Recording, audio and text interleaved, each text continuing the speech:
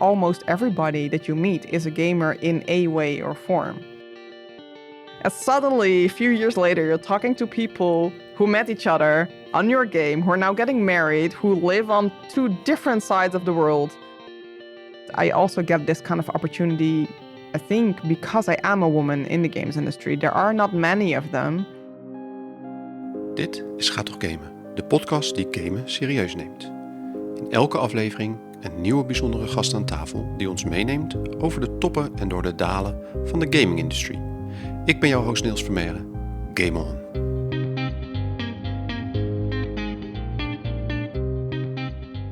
I traveled to Utrecht and I arrived at // Europalaan, a company where smaller scale-ups startups are working together. And close to the previously known as the Dutch Game Garden, and now the Dutch Game Association. And I will talk to Deloryan Hommers. And she developed a game about 6 years ago, a game about horses. And we decided to do the podcast in English for her players, mostly.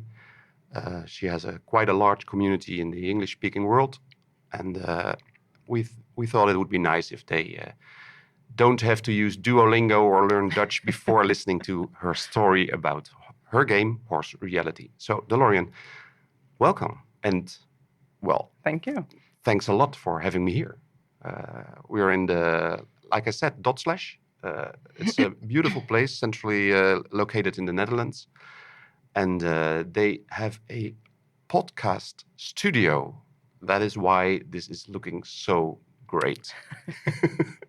I was really happy. I didn't even know they had this until I saw it on one of the screens in // I was like, oh, you have a podcast studio.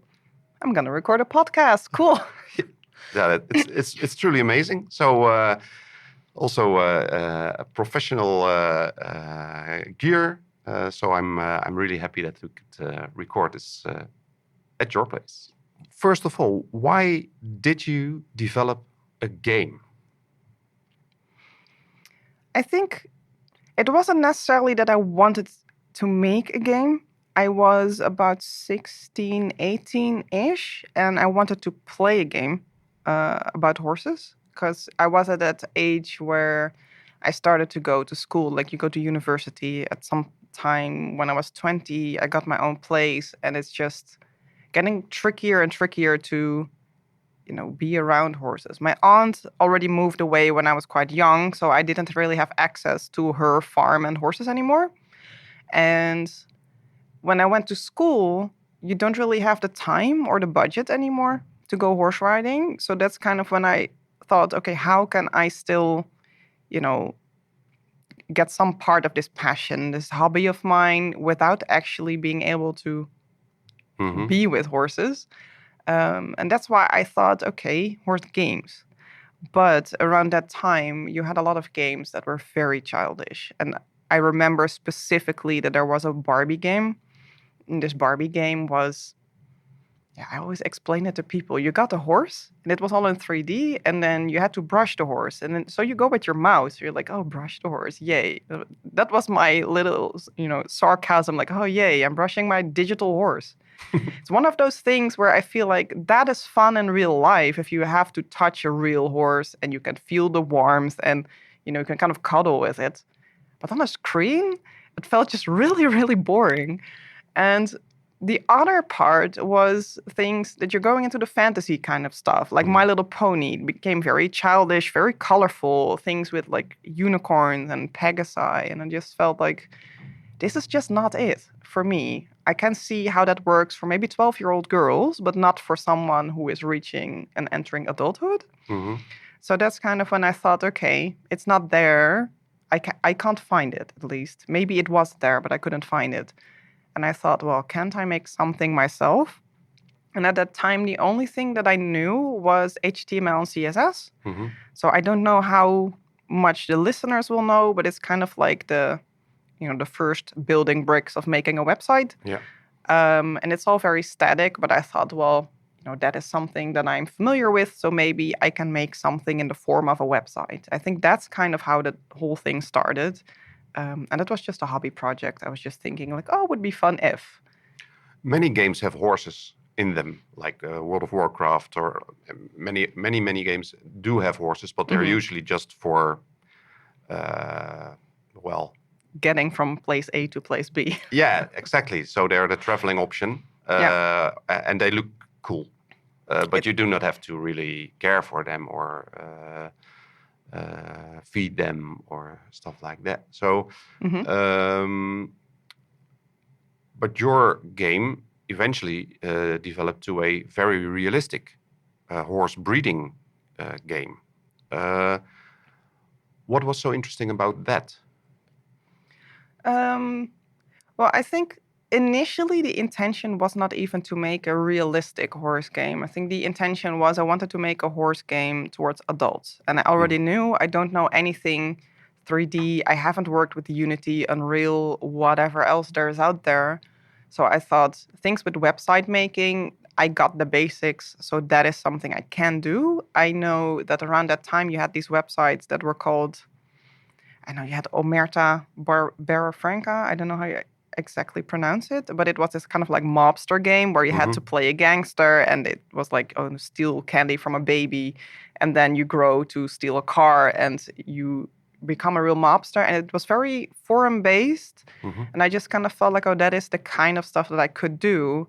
So since it was a website, I started looking for domain names. Obviously, everything with the words horse, pony, world, game, everything was already taken. And interestingly, there was one, I think it's called horseworld.com. And it still has the exact same whitish page that it had when I wanted that domain name. And I even emailed the people. We're like, can I please buy this domain? And they were like, no, we're going to do something with it. I think we're now 15 years later. It's still the same page. But I was looking for a domain name and everything was taken. And at some point I stumbled upon Horse Reality. And I just thought that actually sounds kind of nice, because often what you see with games like League of Legends becomes LOL. Everybody makes it short. So then, Horse Reality becomes HR. Not really realizing at the time that it's also human resources. Yeah. But the people who play our game know HR is Horse Reality. So I just kind of thought Horse Reality has a nice ring. It sounds kind of nice, but if you have a name like that, something needs to be realistic. Yeah. And I started talking with a friend of mine. I was already talking with her, it would be fun if. And the moment I stumbled upon that name is when she kind of got this whole thing going on. She was studying biology. She knew a lot of things about genetics and genes and how does that work.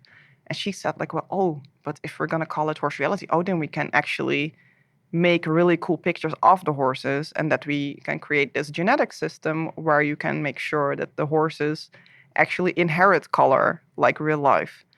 And so it doesn't necessarily mean that everything in our game is super realistic, but the genetic system is based on reality. And that is kind of how we got started with that. So initially it wasn't even the intention, but we kind of landed there. And I think that is how game development goes. Yeah, but it's also very niche, I think. Like it's a very specific approach for creating a game, right? So did you have any target groups or players in mind when creating the game, or was it just because you wanted to play this game? Yeah, I would say initially it was really because what I wanted, because it was just kind of like this hobby project. I was just talking with my friend and we were like, a domain name, what does it cost? $15 a year, something like that. I was already doing some website stuff. So I thought, this is just a fun little side project that I can work on. And in the beginning, it was just me and her and another friend. And we played some other horse games that were slowly dying out. So that's where we met a few other people. So I think in the very early stages, I think we were maybe with 10, 15 people on that server, just kind of playing around, seeing what we could do. And that, I think, was really the starting point where I just wanted to make a game more geared towards adults. And then the few friends that I had made on other games kind of joined in. And they were also like, but it would also be cool if, and then the ball kind of keeps rolling because everybody has ideas. Yeah. So you started off with alone, of course, or with the two of you, and then you grew out to be like 10 or 15 people on the server. Currently, you have like 20,000 players monthly. Yes. And it's a free game, free to play, right? Yeah. Where does the money come from?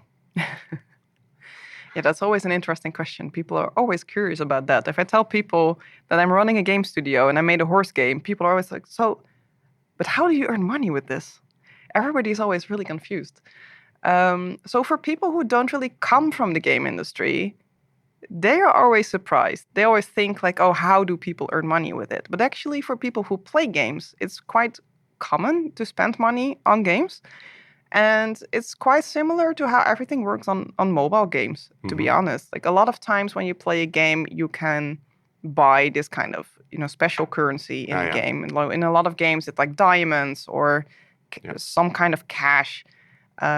So what we have is we call it Delta points. And a lot of people don't know this, but it's actually just a fun little inside joke. Del from Deloryan, and then Ta from Tamara, who I originally started this game your with. Friends. Yeah. Yeah. Cool. Yeah, so we just kind of combined it. I was like, oh, Delta points. Oh, that sounds kind of nice. Let's go with that. So you really made a difference together. Yeah. Yeah, and a lot of people just think like it's the word, alpha, beta, gamma, delta, that kind of stuff. No, it's actually because we combined our names. Nice. But no, so we have Delta points. So you can purchase packages. And with those Delta points, you can then do other stuff in the game, like you can buy backgrounds for your horses, for example, to imagine like it's on this beautiful mountain in America, for example. And then, so it's mostly decorative, but you can also buy extra stables. So it is free to play. So a lot of people play the game just entirely for free. You can get 50 stables just with the cash you earn in the game. But after that, you need to buy stables with Delta points. So the more horses you want to keep, the more money you will need to spend. But we tried finding ways to also make sure that the people who can't spend money on the game have an ability or an option to get there. So you can also earn the Delta points in the game. And we also have a currency exchange, which is really popular with the people who do like to spend money. Because then for them, it's an easy way to get the horse reality coins again. And then the person who wants the Delta points can then exchange it for that. So we try to give the people options that if you want to spend money on us and support us, buy the Delta points or get a premium subscription, but you don't have to. Like we still have a lot of options for people who can't spend or don't want to spend money on the game. So how can you earn Delta points without buying them? Is it breeding the perfect horse idea? No, we have a lot simpler. Basically, when you level up, at some point you start earning Delta points for each level up. But as in most of the games, the higher you get, the harder it becomes to level up. So it takes a while. And what I said, the other option is through the currency exchange. So when you play the game, the in-game currency is, we call it HRC, Horse Reality Coins. And that is just the in-game currency. So if you go to the currency exchange, you can exchange those coins for DP and the other way around. Yeah. So that is essentially how a lot of the big spenders get a lot of coins because they buy DP with real money, and then the people who don't want to or can't, they exchange it for that. Yeah, but it's not a competitive game, right? So there's no pay-to-win idea. Or is I think our players would disagree with that. Okay, please elaborate on that. Well, it's a bit tricky because, we do try to stay away from pay to win as much as possible. So what you see in a lot of other games is, you can spend a lot of money, you can buy the perfect gear, and now your stats are way higher. And suddenly you can, I don't know, in shooters, you can suddenly kill everybody because you have this amazing stuff and you never get killed. In horse reality, you want the best horses. And what that exactly is different per player. Some people want to get all the stats very high, but some focus on specific colors that are maybe rarer than others. And if you have a lot of Delta points, if you buy a lot of stables, then you can keep more horses. So it's not exactly pay to win, because being able to have more horses, if you don't focus on the right stuff, you're still not going to get the perfect horse. So it doesn't guarantee you, but it does give you obviously more chances, because if you can get 100 horses, you can breed with 100 of them, as opposed to someone who only has 20, for example. So there are some players who still have that feeling of like, yeah, it's not entirely the same, and especially since you can also age up horses. So just like in real life, you can't breed with babies. So a horse needs to be at least 3 years old in the game. So we have this option where you can age them up so that they're old enough. And especially around a new breed release, then people can only buy horses from one place, and they're usually 6 months old. So if you do spend a lot of money on the game, what you can do is you buy a lot of those horses, or foals actually. Use the DP option to age them up, and then you can breed with them sooner than other people can who can't spend money on the game. So they do have that feeling of like, well, it does feel like pay to win, but I kind of disagree with that, because the fact that they can breed sooner doesn't guarantee them with a good horse. Like real life, right? Like real life, yeah. And it's also, we didn't build in the functionality that if you age up a horse that is pregnant, for example, it doesn't get the foal earlier. Like, so you can make your mare... You cannot speed up the pregnancy. No, you have to wait. Okay. You still have to wait.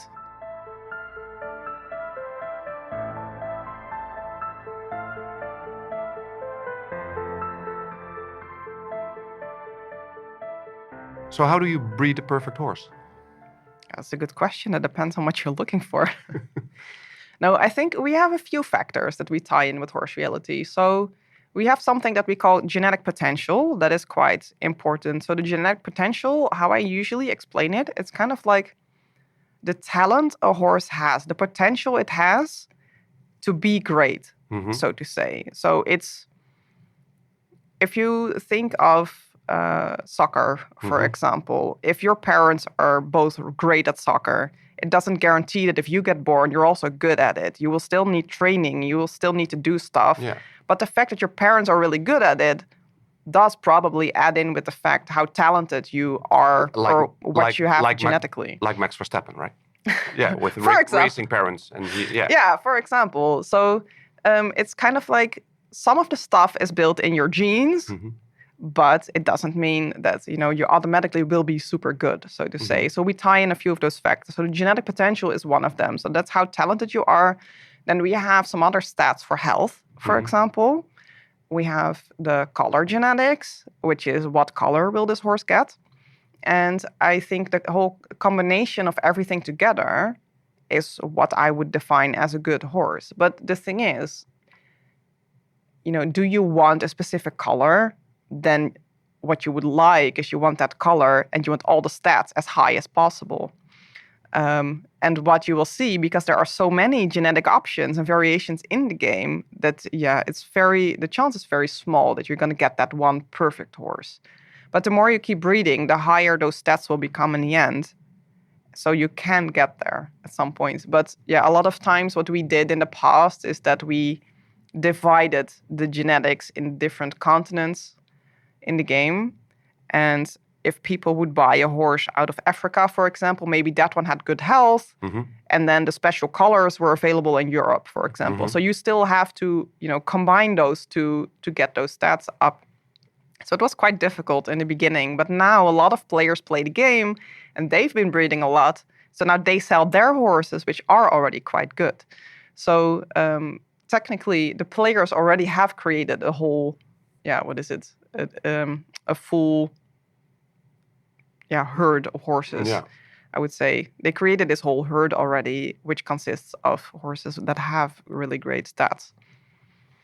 But it's still, it's different per person what they want. Yeah, from of course, horses. it's all in the eye of the beholder. Also, what you want, what you like, and what you love. There's also people who are wanting to breed the worst horses in the game. Like, it really depends on what kind of goal you have.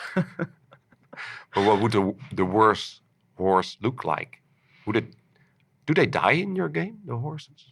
Yes. Yeah. So we are horse reality. So horses can die of old age. And get sick also? we have not implemented that. One of the things that we had on the list for quite a while, I don't know if it is going to come eventually, because it's a very tricky balance in gaming. It's like you want realism, but you don't want it, too much. You don't want your players to go away if they lose 2 or 3 horses in 1 week, right? Yeah, or if it's like, it's not even about losing horses, but it's losing the best horse. Like if you put in all this effort to get that horse, you bred generation after generation. Now you finally get that one that you've put so much effort in, and you spend 3 million coins in the game to get that horse or whatsoever. And then tomorrow you get a message like, oh yeah, your horse got sick, it died. That would be very frustrating. And I don't want the people to rage quit the game. Like you want them to keep coming back. And I think if you implement that kind of realism, that very quickly it becomes annoying and frustrating.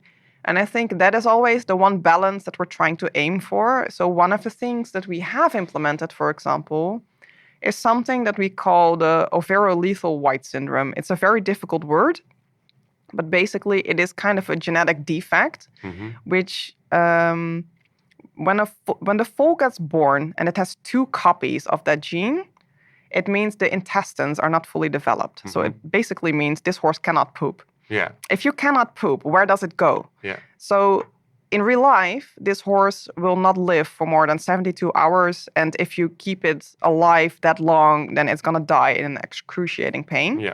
So that is one of the things that we implemented. That's one of the things that we implemented in the game, that if you get the horse that is born with that defect, which is a color genetic, then you get a message that it was humanely euthanized, for example. And then we link to the wiki page where the people can read about this syndrome so that they can also learn of like, oh, crap. I bred 2 horses together and now this happened.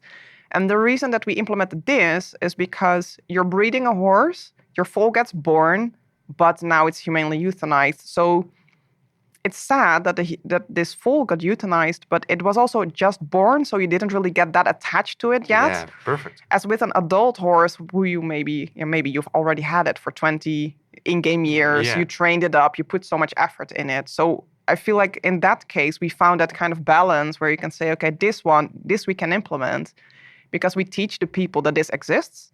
It is something that you can actually test for in real life. It's a test that costs, I think, $20. You just have to do the test. Does my horse have this gene, yes or no? If yes, okay, maybe not breed it with another horse that also has it. And that way you can prevent the whole thing. So that's one of the things that I actually think is really cool, that some players who do breed in real life said like, oh, I didn't even know that was possible. They thought you could always see it. Like, it's a bit tricky to explain to people who don't know anything about the horses, but the overo gene is basically displayed as kind of like some sort of white patch on the horse. But that's what a lot of people think, that it has to be visible on the horse. But actually, it can also be hidden. You can't always see it. So people may think, oh, this horse is safe. It's fine. It doesn't have this gene because I don't see any white. But if you just do the test, it's $20. And then you can just prevent the whole thing. And in real life, it would have cost you 11 months because a horse is pregnant for 11 months. And then you will find out that you have a foal like that. And then it has to be euthanized. It would be just a shame of all your money and time and everything that you spent. And love, because you've been waiting for this foal. Your horse has been waiting for this foal. Exactly. So I feel like that is one of the things where we had this kind of like balance between, realism. You teach the people a little.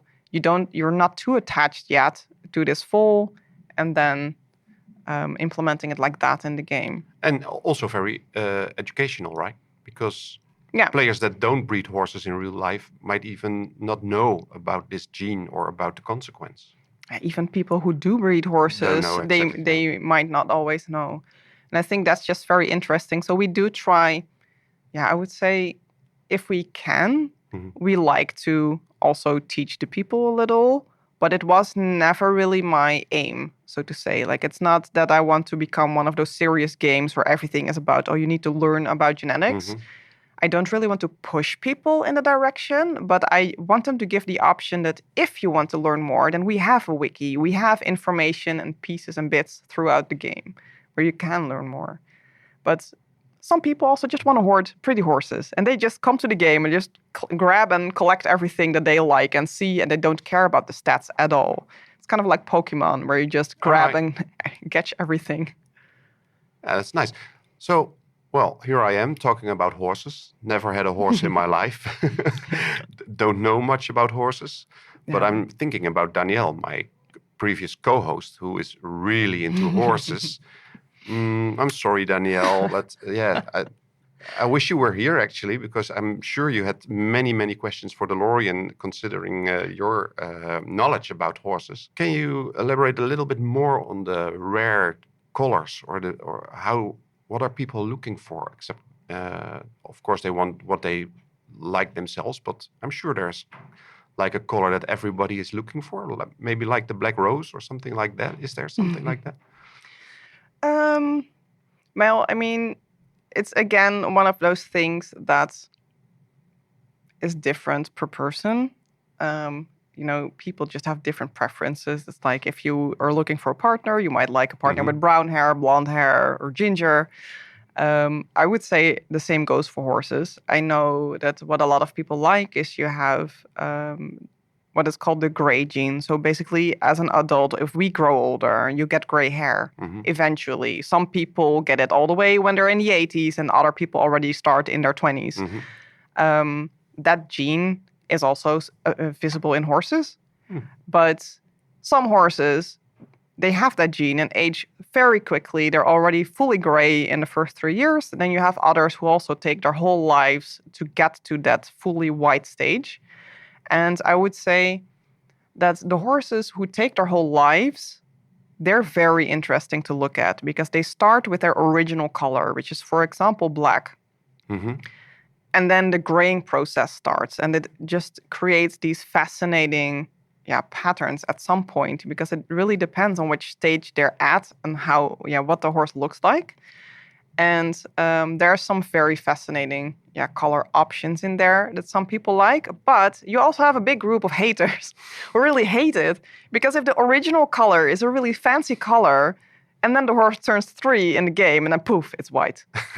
And they're like, but the original color was so pretty. And there's so many people who get confused about it, because if you don't know anything, then you go to the laboratory in the game, you test the horse, and you'll see, okay, there's a capital G there. I don't know what it means. I've never heard of genetics. I don't know how to read this. So a lot of times we get questions in the forum. They're like, my foal was so pretty, and it was this really pretty, brownish color, and now suddenly it's all white. Like, where did its color go? What happened? Like, is this a bug? They're sometimes really confused because they just don't know how it works. So, I think it's really different per person of what they want to see. I think one of the examples that I can give about the rare horses is, for example, Friesians. Friesians are a Dutch breed. They're normally all black. But actually, they can also be chestnut, which is kind of like a ginger reddish color for horses. And it's just that the people from the registry decided, no, Friesians should be black, because that's the prettiest. We want black. So they bred it all out of the breed. So you won't find many of them because you need a specific gene for it. And it's a recessive gene, which means that for the people who don't know anything about genetics, we have dominant and recessive. And basically black, in this case, is a capital E. If you have one capital E, it's going to be black. If you have the lowercase e, you need 2 of them. So both of the copies. So you need one copy from mom and you need a copy from dad to get that chestnut color. And because they've bred it out, almost all the Friesians have 2 capital E's. So it's really hard to get.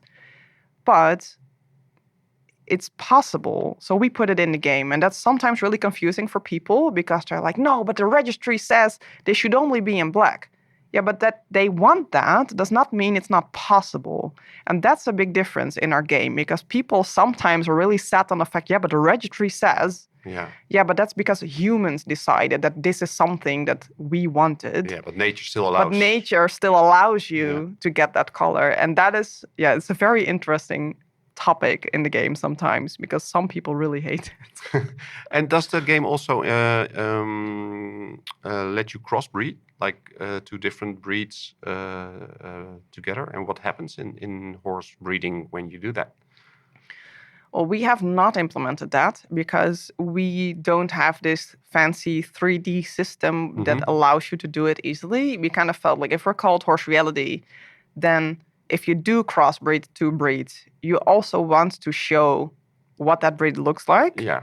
And that is very art heavy. So for our art team, that would be a lot of work, especially right now. We already have 31 horse breeds. So that would mean that everybody would have to you would have to cross a Shetland pony with a Shire horse, which is a huge difference. So the problem, what will that look like? I don't think I want to know. So yeah, just for artists, it would be a lot of artwork. So that's why we decided not to do it. I think if we would have been a 3D game and you could do it dynamically with code, then it would be really interesting. It would be nice though. It would be nice. I know a lot of players have been asking for it. Like, oh, well, it's not really realistic if you're called Horse Reality, but you can't breed two horses of different breeds together. But yeah, as a game developer, sometimes you also just need to make some decisions. And we were kind of like, well, it will just be way too much work to be able to put that in. The only thing that we would do at some point, maybe, and then a big maybe here, is there are some specific crossbreeds. So we have the Arabian horse, and we have Frisians, for example. If you mix those two, you get the Arabo-Frisian. We could do that at some point. But for now, we've decided, let's just focus first on what we have and add new breeds before we start adding crossbreeding, because it's a lot of work. So, but it is on your roadmap to some point, right? Maybe. I will never exclude anything because I've done that. I've also said before we would do something and then people got really frustrated if I haven't put it in yet. So I don't want to make any promises, but I do feel like game development is a fluid process. So I wouldn't necessarily exclude it forever, but definitely not in the next 2 or 3 years.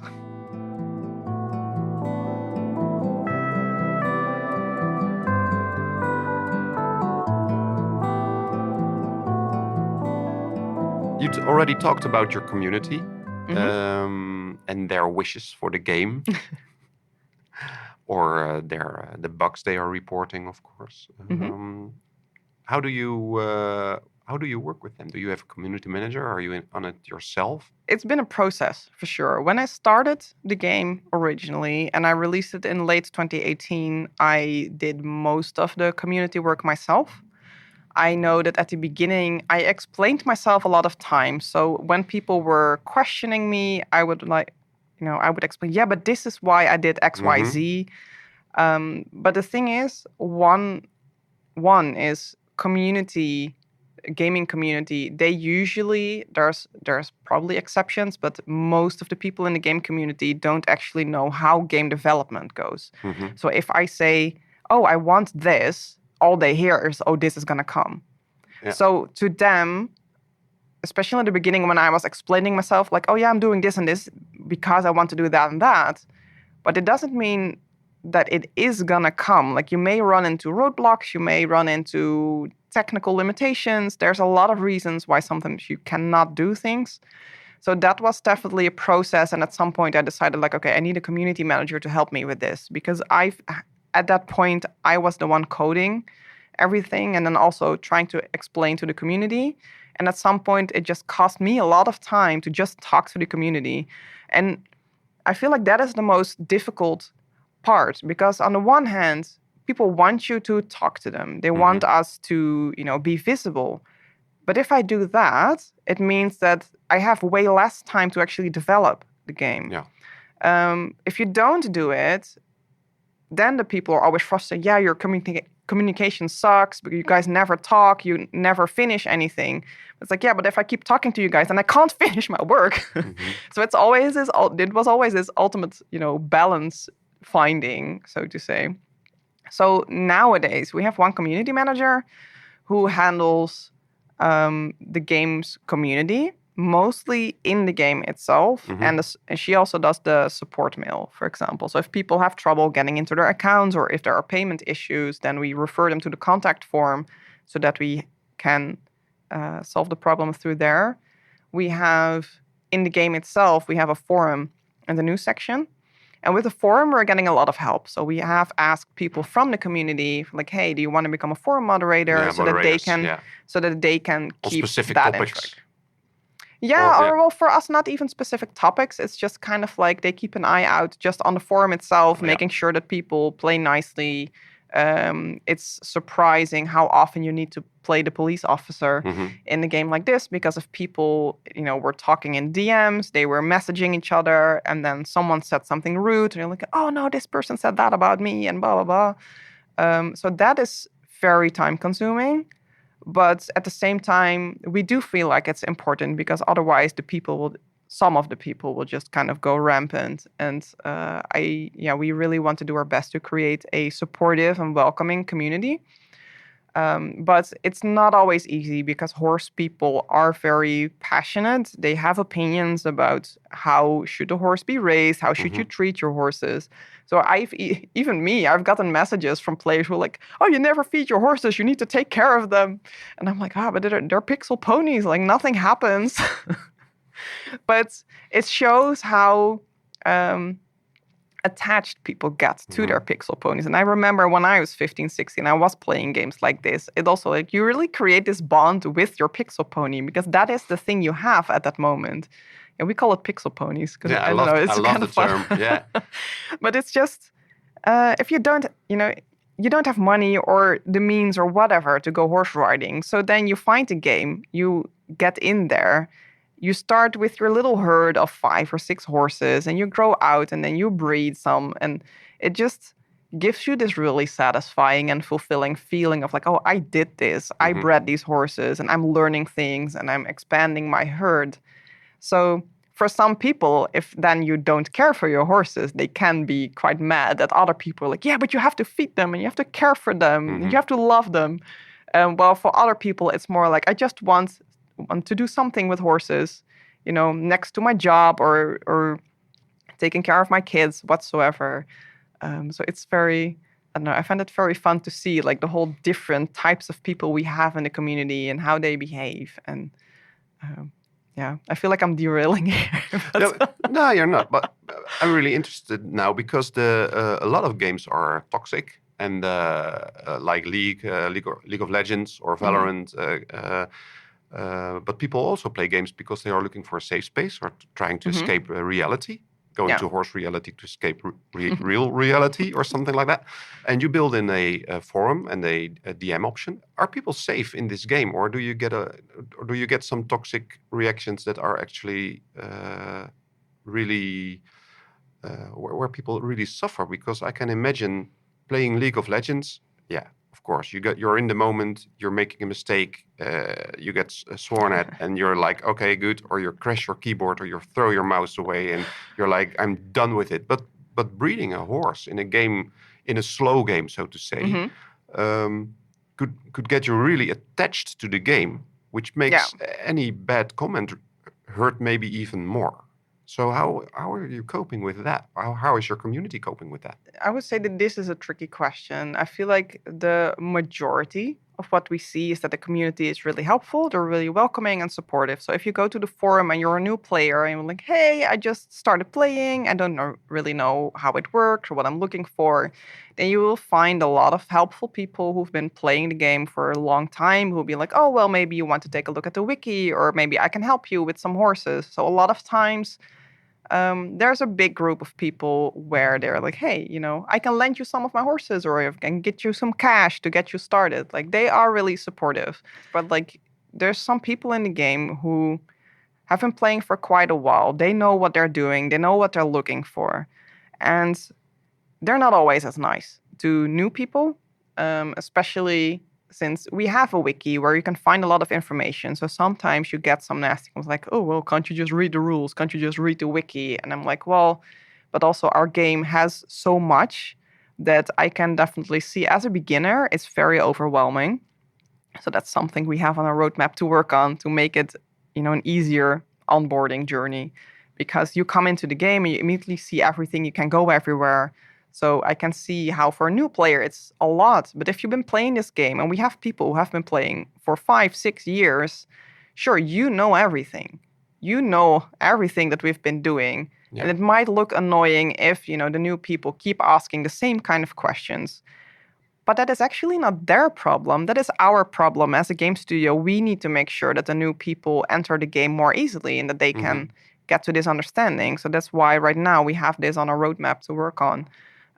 Because for the older people, sometimes it creates frustration because they keep hearing the same stuff over and over again. And for other people, there's a lot to take in.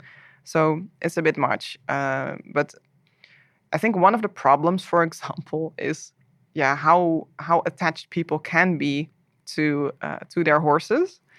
And that, I think, horses in general is just a very tricky topic. In real life, you have, for example, inbreeding. What I know from, my uncle was breeding Friesians, my uncle and aunt. So I know with Friesians, for example, they're a very inbred breed. And the higher the percentage, the bigger the chance of mistakes can happen. Oh, I don't know the English word for it. It's called waterhoofd in Dutch. And it's like this foal will get born with this huge head. Yeah. And that's a defect. This horse cannot live. So a lot of people in the game also have opinions on that. Like, oh no, you shouldn't be breeding, horses, I don't know, moms with son and that kind of thing. Yeah. And that's inbreeding. Yeah.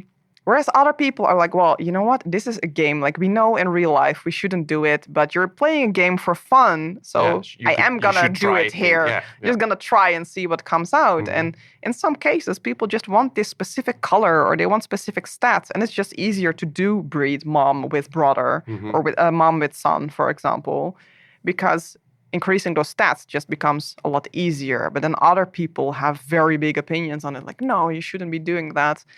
And there's more stuff like that where you just know the horse community is very passionate about. And I feel like that is one of the things that is sometimes tricky. But we do put in our rules that, we don't allow harassment and that kind of stuff. So we always tell people, if someone is doing this, send a message to the support team, and then we can help you. And in our case, it means if people become too frustrating or too annoying, then you can get a warning. I don't know the exact rules anymore because my community manager handles all of that now, but usually you can get a warning, you can get banned temporarily, but you can also get permanently banned if you're cheating or just being extremely toxic, because it has happened a few times that there was a person who just kept harassing people for, in our eyes, literally something that does not make sense. So the easiest example, a horse's name. In our game, if you sell the horse is sold. The new person can now decide what they want to name their horse. Yeah. What a lot of people do is they put some kind of abbreviation for their stable, for example, in the horse's name. So I'm Deloryan Hommers, so maybe I would have DH and then Black Beauty whatsoever. Yeah. And then they say, if you buy my horses, you need to keep that in. No, they don't, because it's now their horse. You've sold it. You've sold the right to have anything to say about it. Yeah. And some people can get really, really extreme in this. And that we're just like, look, if you don't want your horses to get a different name, don't sell them. Keep them all yourself. But don't become so frustrating and don't start harassing people because they just changed the name. Because then we are really like, look, it's just a game. It's just a name of a horse. What are we making a fuss about? Yeah, but is that not more or less the same as in real life? As with dog breeding, you have the pedigree names and the name that the owner gives them. Yeah. But when you're looking at the pedigree, there's always the pedigree name with the breeder, or in this case, the stable maybe, attached. So somehow I can imagine that the one who bred the horse wants that name to be intact.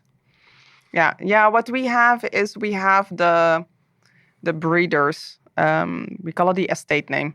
Estate name is what is always visible underneath the name of the horse. So that's why we've always said, like, it doesn't really matter how the horse is named because you always have this reference to the original breeder who bred this horse. And that's also shown in the pedigree. You can see on the profile of the horse who the breeder was, for example. So you can definitely trace it all the way back. But they just have some people have very clear ideas on that they indeed want that kind of thing in the game. I've made a decision thus far. Yeah. Not saying it's never going to change, No. but up till now, I've always kind of felt like, well, there's one thing that I find really ugly as a person, and that is if you indeed have all these abbreviations and all these things in your horse's names, but I don't want him to call I want it to be Black Beauty for whatsoever. Yeah. It's already a lot of text in our games. I'm kind of like, if you then also have to add the registry or the pedigree name, then it becomes even more text that we need to put in. So I've always kind of felt like if the person who now bought the horse and owns the horse wants it to have a different name, then I've always felt like, well, you can just do that because the stable name is always visible anyways, and who bred the horse as well. So you can still trace it back.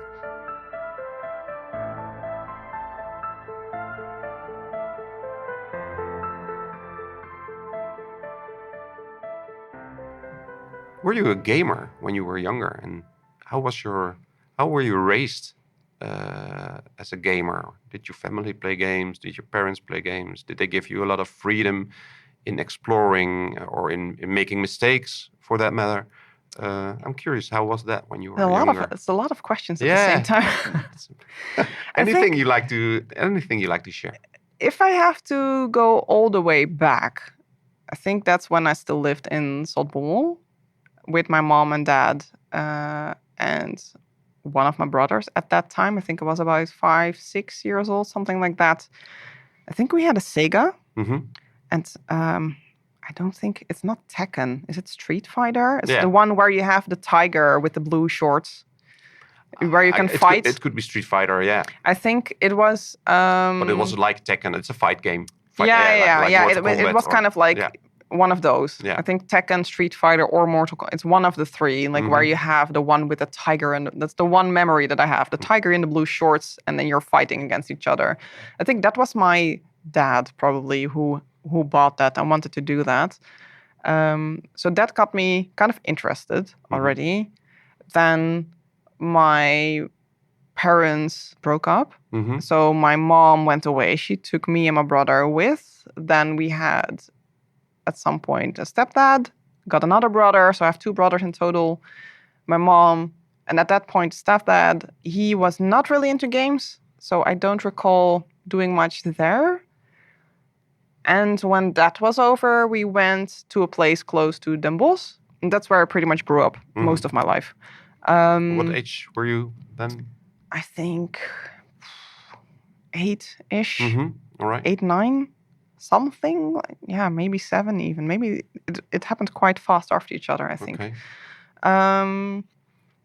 I think we lived in that place, and I think I had a friend of my mom's who had a Nintendo 64. Mm-hmm. And it was that kind of period where it was like, single mom, 3 kids, or maybe at that point it was still 2, but she got a Sega. No, a Nintendo 64. Yeah. We had Mario, and I remember that we could borrow it from her. And I think maybe that is kind of how it got started, that we were playing the Mario game, and I had a really nice grandpa at that time who was totally into electronics. So that, I think, is the one part of the family that got us going with computers, and we all had one of those tiny TVs in the bedroom, because it was just my grandpa. He was kind of like a hoarder. He got all the old stuff from other people, and I was like, oh, look here, I have a TV. So I do remember these times where, late at night, you secretly turn on your Nintendo, and you're, 10 or 12 years old, and you're playing on your Nintendo in the middle of the night, or at least it felt like the middle of the night. And then in the evening, you hear the door downstairs, and you quickly turn off the TV and turn off everything.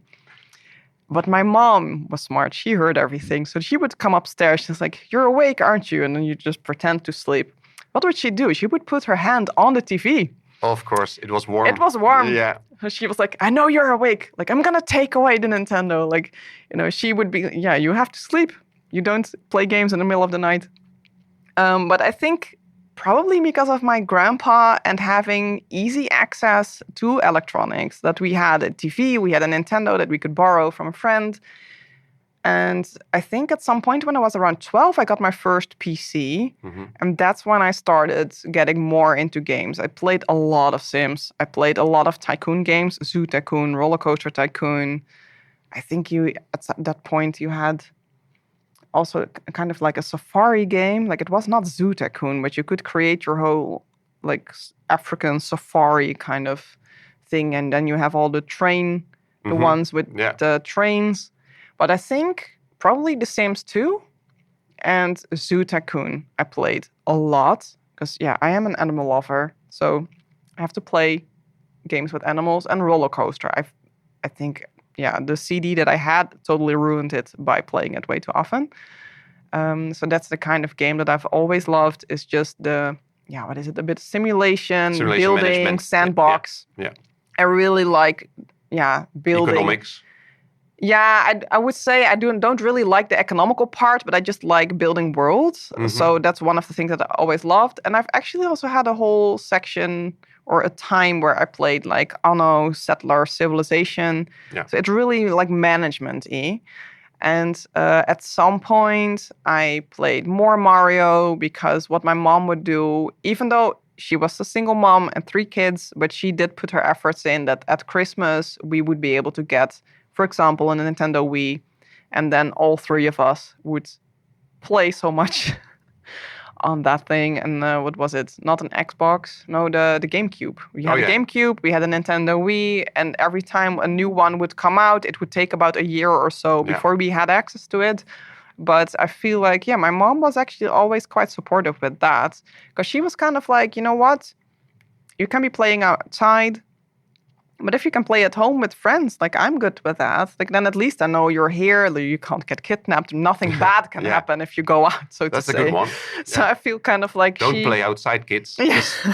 Just go game. I don't know if that was her reason, but I know that is one of the things that, she always felt like if you're at home, then at least I am here and I can keep an eye out. And it is tricky, right? If you're a single parent and you have to manage 3 kids, and in our case, there's a big age difference. Like, I am the oldest. So when I was 10, I had a brother of 5 and a newborn brother. So there is a 10-year age gap between me and the youngest, and then 5 years with the other one. My mom said that this is all what she wanted. She wanted a kid every 5 years, and then she wanted 3 in total. So she did. But it was, I would say, definitely a rough time because she had to do it all by herself. So I was the oldest at home. So I would say that from an early age on, I kind of felt like the second mom, so to say, like helping in the household, helping how to cook. So I feel like I've grown up to be quite independent in that sense because of how we grew up. And supportive. Yeah. I think that was the most important thing. And I think I know where that came from.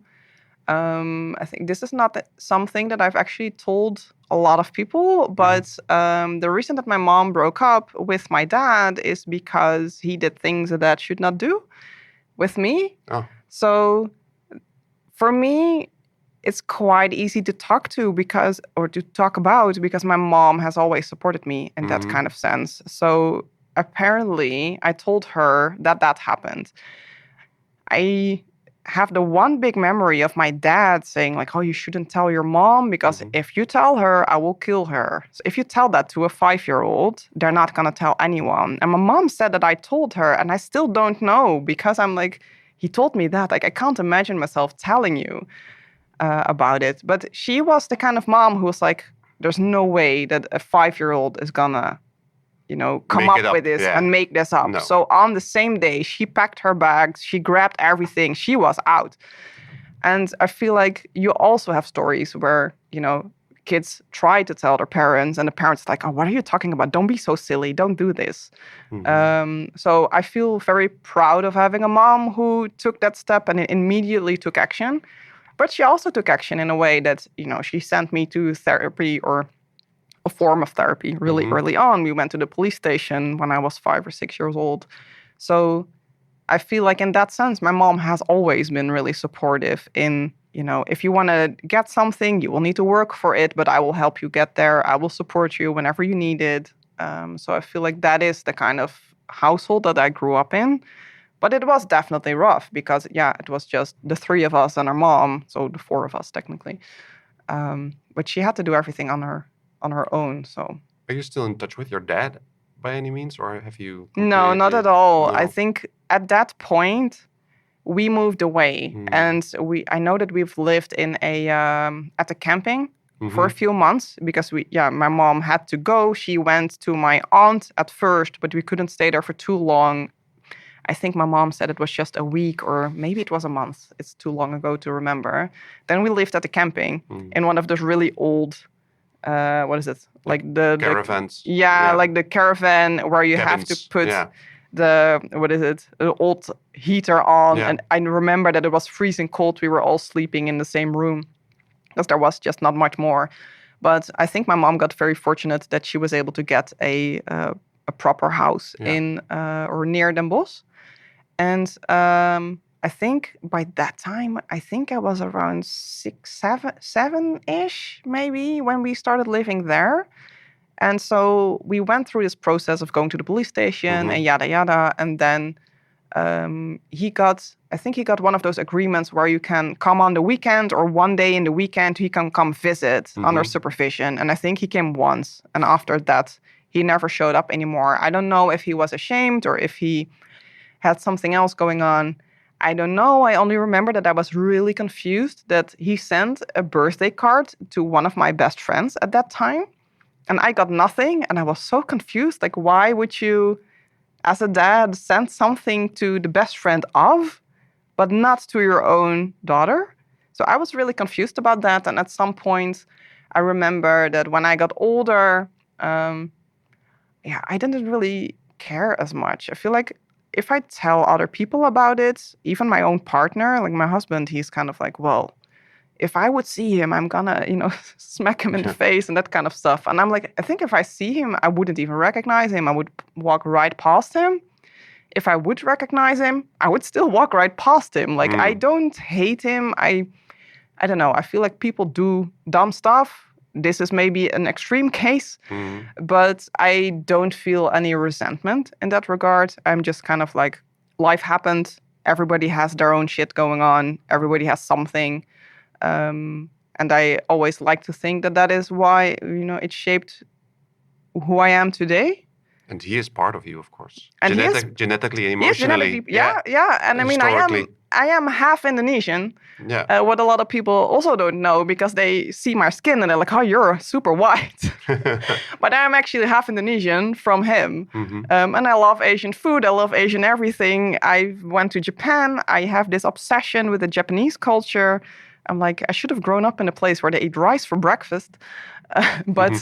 So, I don't have any strong feelings against him, so to say. But it's not that I would go looking for him. Like, I've been fine managing just with my mom. You mentioned therapy. Did you find any, apart from the therapy, did you find any help in playing games or being with your horses, actually, with the horses of your aunt? Did you find any support in that or any comfort? I'm not sure, actually. I think the one thing that I've kind of learned when going through therapy, like I'm calling it therapy now. I don't really know what it was. Like you had someone talking with you. Yeah, it was like I was going to school and they would pull me out 1 hour a week to go talk with someone of the school. And I was just talking with her about what had happened and how I'm feeling. So I kind of feel like it's therapy. Yeah, let's just call it therapy. So I kind of felt like that was therapy. And I think that is one of the things that I learned really early on is that you shouldn't be ashamed of what happened. And I think that is where a lot of people kind of get sucked in that whole feeling of shame. Yeah. And I think because I started talking about it at such a young age, maybe that is part of why I am really open, is that if you talk about it, it feels a lot less heavy than, maybe not at first. It takes a little while. But like, I think I started when I was 6 years old. So I've been doing my share of talking. And I don't know if gaming contributed to it. It's definitely something that I've always enjoyed. in my youth, but for me, it was mostly about building worlds and just having fun. I think that was for me the thing. It's just having fun was something that I could find in games. I do think in the beginning, it's always rough, right? You move from one place to another, so it's harder to be with the friends you made. So you're going to have to make new friends. And I feel like I've been quite a loner in that sense. Not that I'm totally alone, but I like to be on my own. I like to play games on my own. You can put me in a cabin in the woods for 3 weeks with my computer, and I will be happy. Like, I won't mind at all. My partner does not like that. He is the people person from the two of us. So I think, probably I find some kind of solace in the games. Mm-hmm. But I don't think that is the main reason, for example, that I would play games. And horses? I learned from Danielle that she was always with her horse and not having to deal with people. I think for me, it was a bit different. I think I've always really enjoyed being around horses just for the majestic kind of being that they are. Did not really have to do with, being with or without people at that time. I think I just got really lucky that when I was young, when I was still with my mom and dad, my aunt lived like 10 minutes from us. And she had chickens, she had horses. It was a lot of fun. But she had a relationship with the person who owned the farm, so to say. So at some point, they broke up. She moved away. And that was an hour away with a car. So then if you're 10 years old, you're not going to get there unless your mom brings you. And she's not going to do that on a Wednesday afternoon. No. Like, that happens only in the weekends, and then also not every weekend. Whereas previously, I just spent a lot of time at my aunt's place. And I just really enjoyed walking on the farm. And as a kid, I've always felt I grew up with the wrong mom. Like, don't let my mom hear this. But my mom does not really have anything with animals. Like, she's not allergic. First of all, I am allergic for everything. Grass pollen, tree pollen, all the animals and dust mite and whatever. So in that sense, I guess I did grow up in the right household, because with my aunt, I would have had a lot of trouble.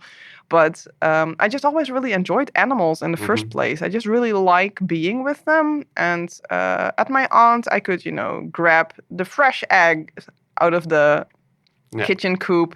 And then we would make cakes, and I would go and pet the horses. And, I've seen a few foals getting born. I just always really enjoyed that. And I think when I got a bit older, I've really enjoyed riding horses, because it is, when you're in the day-to-day, there's so much to think about. And when you're growing up, it's homework, it's boyfriends, ex-boyfriends. There's so much going on. When you're growing up, there's a lot of feelings that you have that you still need to understand. And for me, being with horses, the one thing is, it's an animal. If you're riding a horse, you have to focus on the horse. You can't focus on the 100,000s of thoughts that you have in your brain, because if you're going to get distracted, the horse is not going to do what you want it to do. And even if you want it to do something, then maybe this horse won't, doesn't want to listen. So you don't have time to focus on the hundreds of thoughts in your brain. And I think for me, that is what horse riding really is. For me, it's just, you're really in the moment at that point. And I feel like that is one of the things that I've always had the most trouble with, is just not letting your thoughts go rampant, or anxiety or whatsoever. But when you're horse riding, it's just you and the horse, and you're doing the thing. And that's all you can think about at that moment until you go home. And then the brain starts rambling again.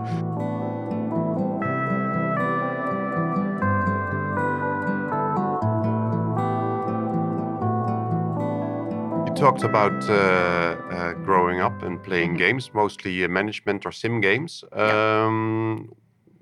which aren't really multiplayer games, like more single-player games. But I have indeed mostly been playing single player. Yeah, there's a few multiplayers that I've played. I've never tried my hands on World of Warcraft. I've always thought, if you go there, then you're lost. That's kind of how I felt like. I think I would love it. That's my problem. I tried Minecraft for a while, because everybody was playing it. Honestly, I started when I was, 29 or something. I was quite late with trying Minecraft. Nice. But I also really enjoyed that one. I've also tried League.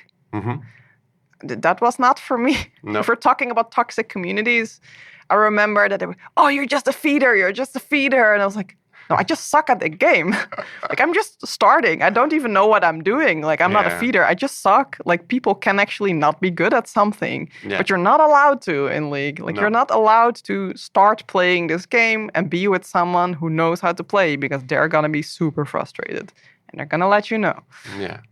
How you cope with that when people are getting frustrated and toxic to you? Did you ever experience anything sexist, like playing a game as a girl? Yeah, I think I haven't played enough multiplayers to have really experienced that. I think the one thing that I've always gotten is I always tell people, if you want someone to test your game, try me, because I suck at every game. I'm really bad. I think I have actually played Call of Duty, I think when I was 18 or 16, I don't know, Call of Duty, Battlefield. But I guess I was always more of the silent people. So I just don't turn on the microphone and that kind of stuff. And I feel like the moment you do that, the moment you hear people that you are a girl. Or a really young boy, because people mistake sometimes the voice of a woman for a young boy's voice. Yeah, I feel like also with my voice, it's not too high. So I feel like a lot of times I can kind of get away with it. Yeah. So I think if my voice would have been higher, then probably it would have been a problem. But so far, I don't think I have enough experience in that type of game. But I would say people can definitely be toxic in the kind of game that I also play, that I created as well. And as the owner of a game, you get a lot of stuff thrown at your head. Yeah, but being a woman, you now are an entrepreneur and game designer. I know there are a lot of gamer girls in the world. And I can imagine most of your players are girls. Are there? Yeah. Like 70%, you said? Yeah, I think from what I can see, 70 to 80%. But nowadays, things have changed a bit. So I think from what we have asked people and the people who have told us, I think that is about 70-ish%. That is female. I think 10% is male, and then 20% unknown. But have you ever experienced difficulties in business as a woman game designer? Or is it actually helping you? I might actually go for the second bit. Yeah, I think.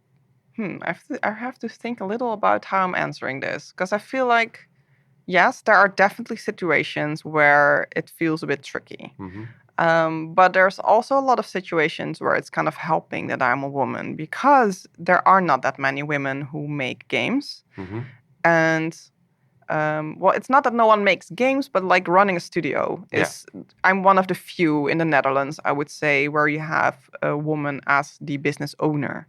That means that, if I'm going to some kind of meetup, that a lot of the times I am one of the few women there, depending on what kind of meetup you go to. But if you're talking something that's soon coming up, is someone who organized a studio head dinner, then it's probably is me, and I know another girl now, so it's me, her, and the rest of the guys. That's usually what's happening then. I've been a few times in this environment with investors. Most of the times it's me, maybe one or two other people, and at least 20, 30 guys. And I feel like in that kind of setting, because it's in a really, professional, especially with investors, you do have that kind of idea in your head about, are you going to meet these guys in suits and fancy with a briefcase? And well, sometimes, it does end up being like that. And that for me feels the most tricky, because then, I don't know, I always feel a bit kind of like a minor there, because for me, I don't have a game background. I don't have years of experience. I was one of the lucky few who turned her hobby into her work. So I only have 2 years of development experience at another company, and the rest I learned on the go. So if you come in such kind of a setting and you hear from people like, oh yeah, has 15 years experience here, has worked there, oh, AAA studio there, and there. For me, that feels kind of like, oh, these people really did something. Like you need to prove yourself. Like it gives me that kind of feeling, and I also do feel like that is maybe a little bit what women do sometimes. Because then when I talk to other people, they say, yeah, but you were able to make, you turn your hobby into your work. It's a game studio now of more than 10 people worldwide. You have a community of 20,000 people who's playing your game. There's That's quite a a serious lot. amount of people, right? Yeah. 20,000. Yeah, if I imagine all of them in a building, then it's at least you need a building, a quite big building to fill that up with 20K. So it's really strange, but it's also because it's all online, you don't really see it, which is different in some other areas, I would say. But then, if you're then in a setting with, investors or people from the game industry who've been there for so long and who have that much experience, then I always kind of feel like, oh, hi, hello, I'm also here. And I do know that, some people from the industry also say, like, what you did, like most people can only dream of. Yeah. And that is something that I feel like I need to, I don't know, internalize somehow and be like, I did do this and I did get here. Just being the only woman in the room, that, somehow it does give me that feeling sometimes. And that's, I hope I can change that. Yeah, I think you say like maybe women tend to get that feeling they need to prove themselves in a room filled with men, but also men do that to women, right? Yeah, I would say in the game industry, the whole industry is really supportive. Mm-hmm. So I feel like I think it's more of a thing in my brain that I want to change than that is something from the community, because I feel like that is the really nice thing in the game industry, or at least in the Netherlands. I don't really know how it is outside. I know that in the US it can be really competitive. But I know in the Netherlands, we're such a small country, so the game community is even smaller. Everybody who I talk to is always super supportive. They're always amazed by what I did, what our studio did. And people just ask you questions like, how did you do it? And how can they help me? So I feel like that has been really supportive, which I really enjoy. Yeah, I also can imagine, as there are so little women running a game studio or developing games, that you do actually stand out. Everyone in the industry knows Deloryan. Well, I can't speak for everyone, so I don't know if everyone knows me, but I think lately, especially since the last 1.5 years, I think I've gotten more known, because I think in the beginning when I created the game, I was very focused on just the game. So I was call it like this tunnel vision. I remember a former employee of mine told me once, like, yeah, you have this tunnel vision, like you need to get out of it. And I'm like, yeah, okay, I do need to show my face to the world. And especially when I've heard more and more people talk about me, because I know that JP from the Dutch Game Garden, he always used horse reality as an example, because my office was at the Game Garden. So a lot of times he would be doing introductions to other people, and then he would walk past all the game studios and start talking a bit about you. So at some point, I got more and more people coming up to me, and they were talking about, hey, Deloryan's pretty cool what you did, and then you have this whole conversation going. And I think that's also one of the parts where I kind of started thinking like, oh yeah, maybe I do need to do more and go outside of the office and start networking more. And I've also realized that is one of the things that is just really important in this industry, is to make connections, because you can't do everything by yourself. So you need to talk with other people, and then maybe they can help you get to the thing that you want. Yeah, so how is that? That was my question also. How is the working with the Dutch Game Garden or the Dutch Game Association and / helping you? Well, for me, in many ways, to be honest. So I chose the / or the Dutch Game Garden. They're both in the same area. So the Dutch Game Garden is just one floor in a building of / And / at some point organized, what was it? It was an event where you could pitch your project. And I was looking for funding. So they were like, oh, hey, Lauren, maybe you want to pitch. So it gave me a really easy way to pitch to someone, at least, to see what they would think. Then I had JP from the Game Garden who was like, oh, hey, I know this guy who might be interested in your studio or in your project and what you're doing. Can I send them your pitch deck? I was like, sure, you can do that. So he sent them my pitch deck. And 1 week later, I got a message like, yeah, they want to have a call with you. So then I had a call. And then they said, well, next week our whole board is going to come to / and we're going to look at pitches. But you would not have an hour, you have 10 minutes, and then you have 10 minutes to answer questions. And all I remember thinking is, how am I going to fit in everything in 10 minutes? It's hard. I talk a lot. I find it difficult to be very concrete and come to the point, so to say. Yeah. So that's so that was one of the opportunities that I got, and I was lucky enough to be in the incubation program when they were still running it. So I got to meet a lot of people from the industry. So I now have a lot of good friends, and I feel like being surrounded with with the Game Garden, and now also the Dutch Game Association, it just brings me a lot of opportunities. So now last week we had the farewell of the Dutch Game Garden because they're shutting down after 17 years. And they asked me, like, hey, Deloryan, you've been an incubation member. You've been at the Dutch Game Garden. Would you be able to come up on the stage to talk a little bit about that? So it also gave me this free, podium, free stage. Yeah, to just get on the stage and be visible to other people. And I feel like one of the reasons that I am offered this is not only because I was an incubee, but I also get this kind of opportunity, I think, because I am a woman in the games industry. There are not many of them. So the people want to show that they are out there. So I feel like in that regard, being a woman has brought me more opportunities maybe than some others, because one, the game that I made is about horses. It's a very family-friendly type. So if you're talking about, I don't know, the government wants to know something about games, then they like to put us on the stage because it's a very family-friendly thing. We're not this kind of zombie hack and slash, no shooter, destroy everything. We're not Battlefield. We're not killing things. So it is a very easy kind of project to take because it's family-friendly.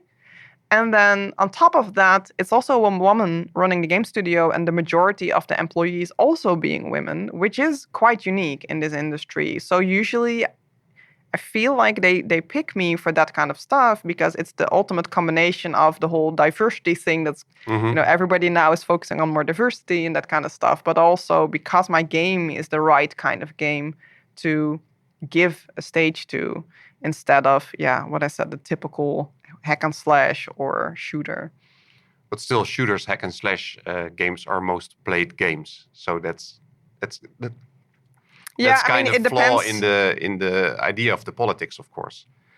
Yeah, but I think it's why they like to show us, because it's a little bit of an easier introduction. It's easier to digest to gaming. If you don't know anything about gaming, then it's a really nice, entry, so to say. There are still people that don't know anything about gaming, right? Yeah, and I think the interesting thing is also if you ask people if you're a gamer, like a lot of women will say they're not. Yeah. But also a lot of women will have things like Candy Crush and Word Feuds and that kind of stuff on their phones and actually play on almost a daily basis. Yeah. So I always find that really hilarious because if you ask people about gaming, then I would say the older generation still has this idea of the people sitting in the basement or in the attic, World of Warcraft, not coming out of their cave. Yeah. Maybe now Coke and pizza, stuff like that. Yeah. Exactly. I think maybe they're slowly shifting to the whole Fortnite and Minecraft generation, but still they have this idea of, either heavy adults sitting in a corner or 12-year-old kids playing way too much Fortnite and even not wanting to go to the bathroom, so to say. So they have this very shifted idea of what a gamer is, whereas actually, I think, honestly, that almost everybody that you meet is a gamer in a way or form.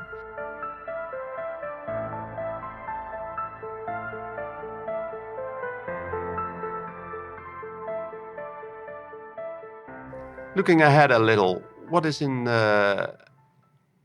the future have for you, for Studio Deloryan and Horse Reality? Yeah, that's going to become interesting. I feel like we're still in rough waters at the moment, and not me, but just the whole game industry in general. I would say in the past year, you've seen a lot of game studios kind of go under because during COVID, everybody was making a lot of money. So they spent a lot of money on new employees, on more people. And then COVID was over and people were able to go on holidays again. They would do fun stuff. So less was spent on gaming. And now suddenly everybody had to kind of shift back to how it was previously. And I would say that I am kind of one of those companies. Like, we also grew during COVID. We got more employees during that time. And then afterwards, it was like, ooh, now things are getting tricky. So that's why one of the reasons why I started looking for an investment is to be able to keep that team and to get more people on the team to grow our game and our system. And I think my main problem with Horse Reality was and is that when I built it, I knew nothing about coding. So I kind of, hacked my way into creating this game. Yeah. And it was not really meant for the large amount of people that were playing it. So in the beginning, in 2018, I think after 2 months, everything started breaking because it was just not made for big groups of people. So I think that is one of the things that we've been working on quite hard the last year, is to solve a lot of those structural things. But the players don't really see that because that is all the kind of stuff that happens on the background. So for a player, it feels like, oh, nothing is happening. So, might as well, take a break for a year and come back then. But if everybody would do that, then we're still going to be in a big problem because then, it takes too long to get back. So we did a lot of the back-end stuff last year. And in October 24 is when the first big part of that became visible, so to say. So the genetic system that I had built is now recreated, so to say. And it's a lot easier to make many more combinations of the horses. So now they can have way more variety than we had previously. And we immediately saw that back in our sales. So that was really good. Then that was the first step. So there's a few more steps that we need to take because all the currently existing horses need to move into that new system. So that takes a lot of development work. How many horses are there? I haven't checked recently, but I think the last time that I did check, there were at least 10 million. And I think we're already way past that. But I think this was half a year ago or something, or maybe a year ago already. So there are many, many horses. So you're building a challenge, actually. Yeah. And there's also a lot of players, and the players are always complaining. They don't have enough space. They all want more space. But if I give you room for 500 horses, how can you actually care for 500 horses? Like the 250 that they can currently have is already a major challenge for a lot of people. Like, you can just hoard 500 horses, people but want more. Caring people for them, always want more. Yeah. Definitely. Yeah. But in terms of what is ahead for us, I would say that system that we built last year, we're soon gonna reap the benefits of it. So the horses will get a lot more variety, which is always something that the people like to see. And it gives us the opportunity to add in new variations for horses easier. So they can expect more content updates later in the year. And one of the other things is what I talked about earlier is about the onboarding process. Like, when I was making this game, initially, I was only focused on what I wanted this game to do. I had this idea in my head of what I wanted. But now we've grown to this game that has 20,000 monthly active users. It's not about what I want anymore. No. So in a certain way, there is a direction I want to go to, but I need to make sure that I cater it to the right audience. So one of the things that we keep getting back is it's too difficult. There's too much at once, so they don't know where to start. Where do I buy a horse? How do I do this? So one of the main focuses for this year will really be focusing on that new player experience, that once you come into the game, you're not immediately overwhelmed with the hundreds of options that you have. because it just feels too complicated for people. And I know that the hardcore players who've been playing Horse Reality for a long time, they want more things with health and they want more and more difficulty. But actually, if we would do all that, it would scare off a lot of the new players. Yeah. And to keep the game alive, we need the new player base. Like, one of the things that I kept coming back at from other studio owners is that they said, if you only focus on the hardcore audience, like at some point your game is just gonna fail, because the hardcore audience will grow smaller and smaller, more people will leave, but new people don't want to join the game because it's too complicated. So we're having to try and find somewhat of a balance there, because I also don't want to abandon that player base. I still do want them to also feel welcome. But we do need to do something for the new players, because if we don't get new players and, more income, essentially, then at some point we are going to get in trouble. Yeah. Do you see the game fork? Like go with a hardcore part for the diehard players versus the new players, or the more moderate players, or the recreative players? Like a competitive versus... Yeah, I know that some of the hardcore players at some point said, like, it would be great if we can have like Horse Reality Hardcore Edition, where the horses do get sick and they do die, and I think it's something that sounds fun initially, but at the same time, I think financially it just won't work, because it's, for us, development-wise, too much of an effort. Yeah. For a tiny fraction of the players that wants to stick around. And I think if we would really make a hardcore edition, I really truly think that people are going to rage quit at some point, because you're just going to run into the issue of like, oh no, this horse died. I just paid 5 million for it yesterday. So now they're out of money, they're out of horses because they died. Then maybe this kind of epidemic breaks out and all the horses, who knows, all the horses could die. Yeah, or your stable burns down or something like that. For example, and suddenly you're left with nothing.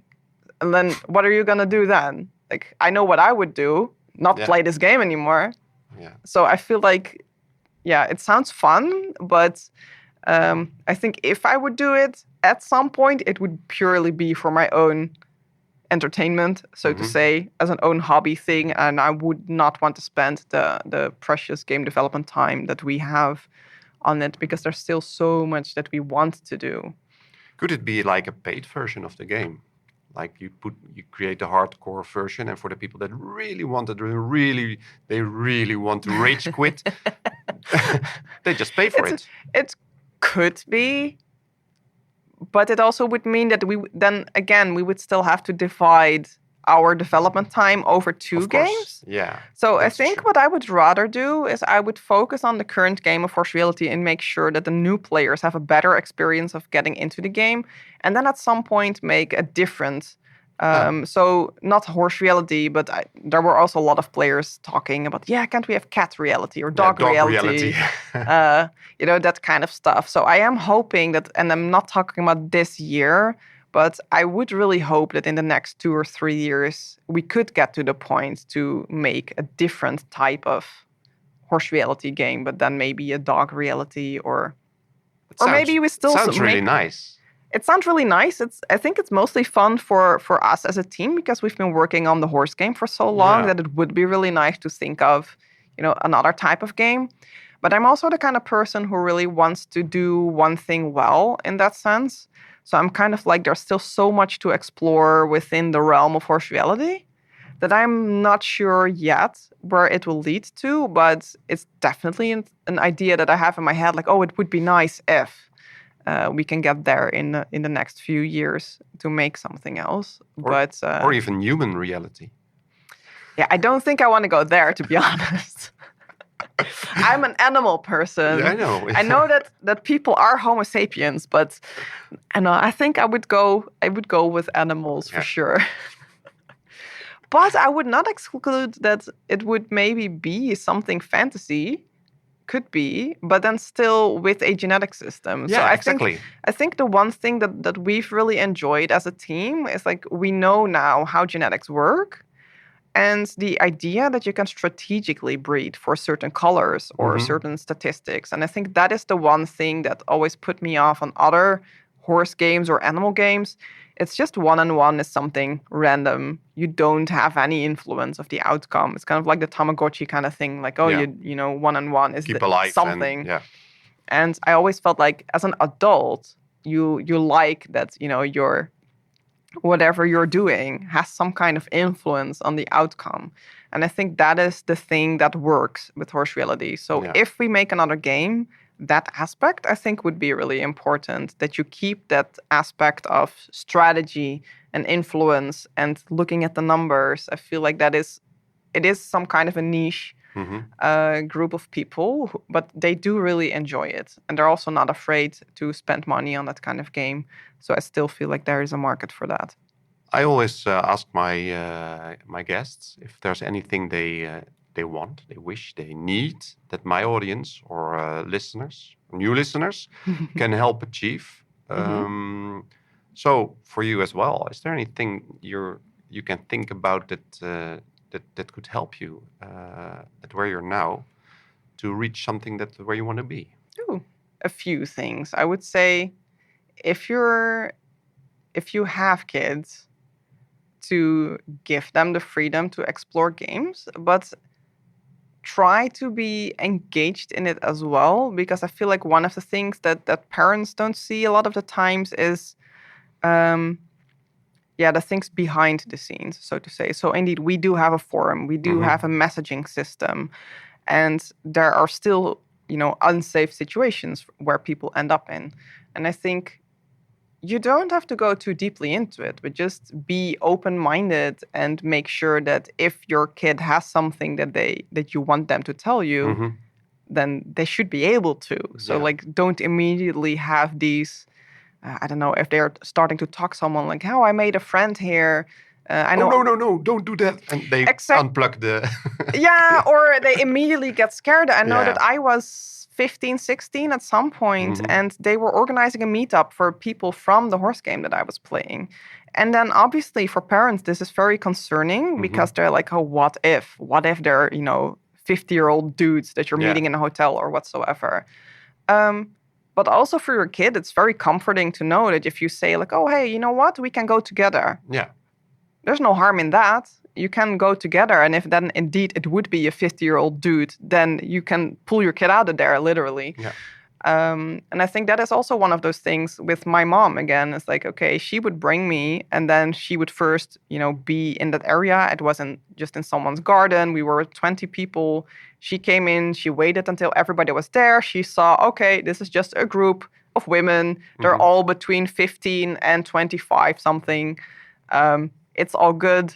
And then agree to pick me up at a later time. So she did leave me there alone, but you can also be there together, of course. Yeah.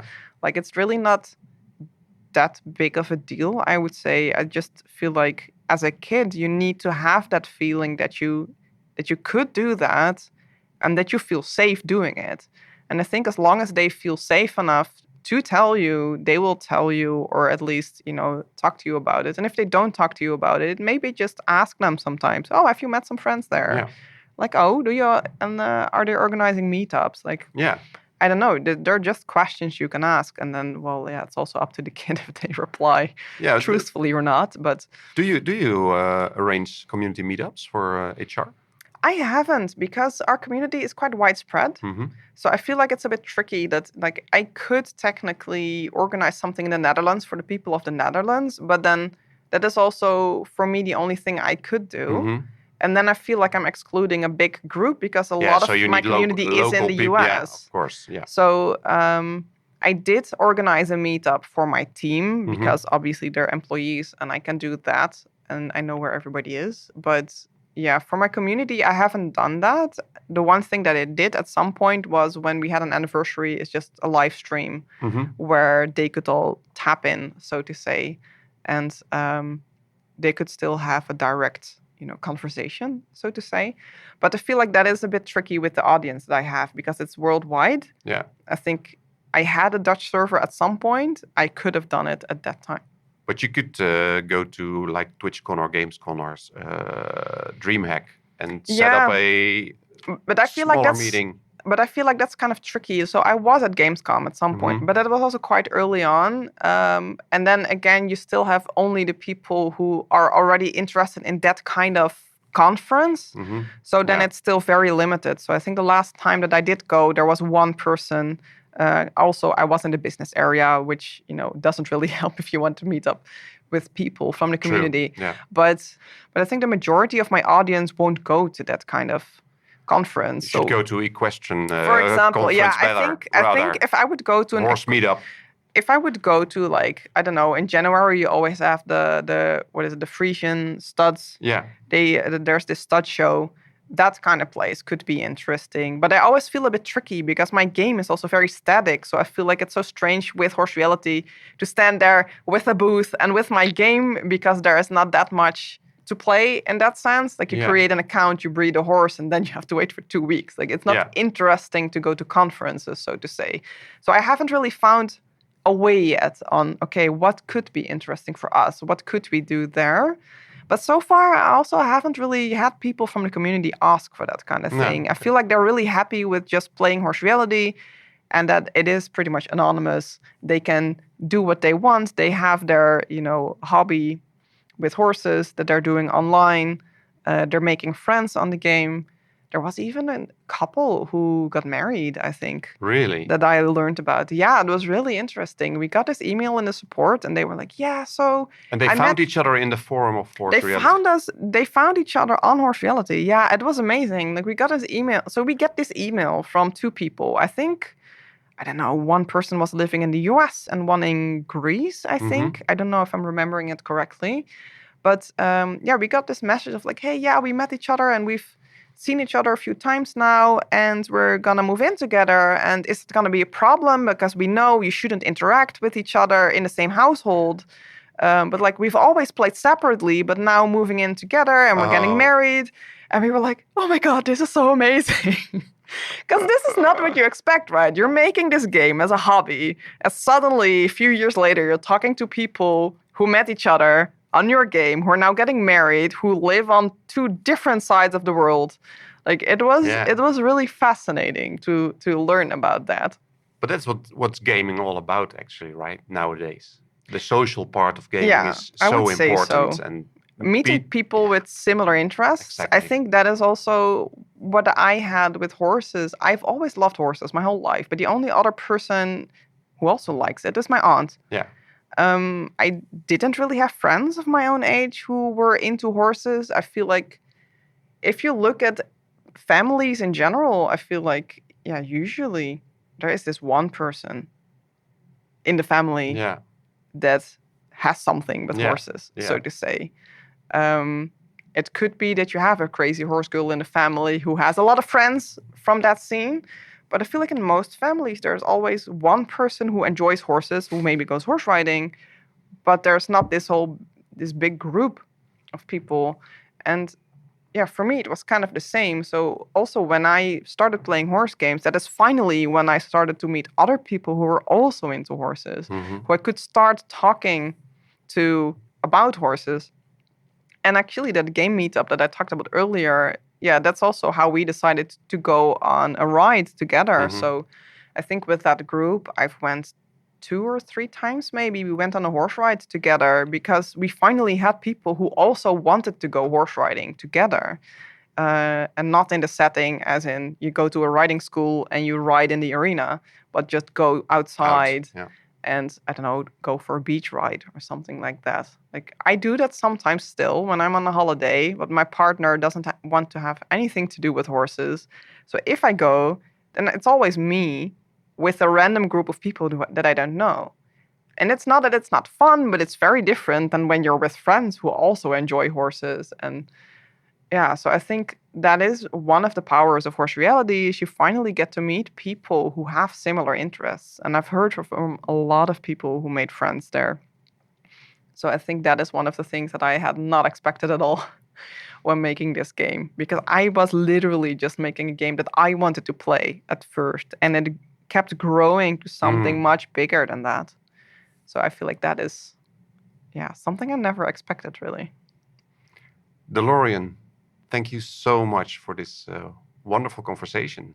So honest. You too. And really happy to learn so much about you and the Game Horse reality. I'm really looking forward to the improvements you're going to make, the new updates, and I wish you all the best. I hope parents take your advice to be more engaged with their kids playing games and be open to all the dialogues and stuff they encounter. Don't judge too soon, parents. There's this nice meme going around. We listen and we don't judge. Yeah, exactly. So thanks again for having me here in this wonderful place and telling your story. I enjoyed it very much. So.